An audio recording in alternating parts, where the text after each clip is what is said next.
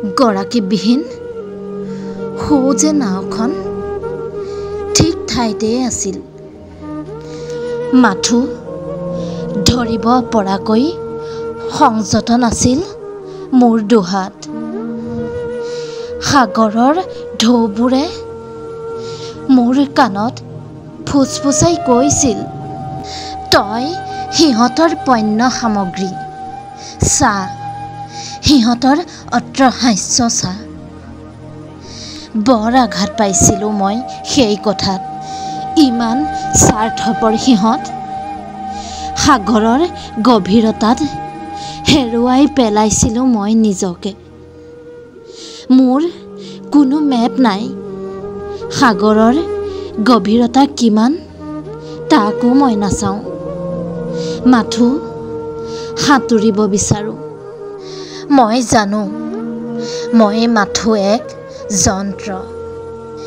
Engine ভালে থকালৈ মোৰ আদৰ ঠিকেই কৰিব, নিজৰ মুনাফাৰ বাবে। যুঁজি যুঁজি ভাগৰুৱা মই। মোৰ কোনো মোহ নাই। মই মাথো প্ৰকৃতিৰ লগত বিলীন হ'ব বিচাৰোঁ। সৌৱা চোৱা, সিপাৰলৈ যোৱা জাহাজখন মাজ সাগৰত ৰৈ আছেহি। মই তাতেই লীন যাব বিচাৰোঁ। তাতেই পাম মই চিৰশান্তি। তাতেই মই মিলি যাম পৰমাত্মাৰ সতে। নাথাকিব য'ত কুঅভিসন্ধি। বিদায় অনুৰাগী, বিদায় মোৰ উদাসিনী। ভুল নুবুজিবি তহঁতে। বহুত পলম হ'লো, মইহে নুবুজিলোঁ। মোক লৈ ৰচা সিহঁতৰ ষড়যন্ত্ৰ।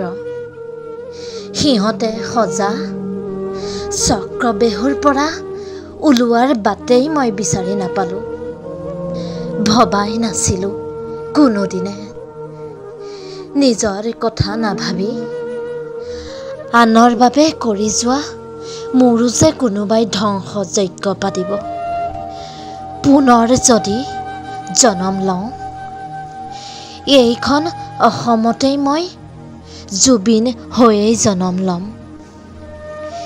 এইবাৰ কিন্তু মই আগৰ দৰে সহজ সৰল হৈ নাহোঁ।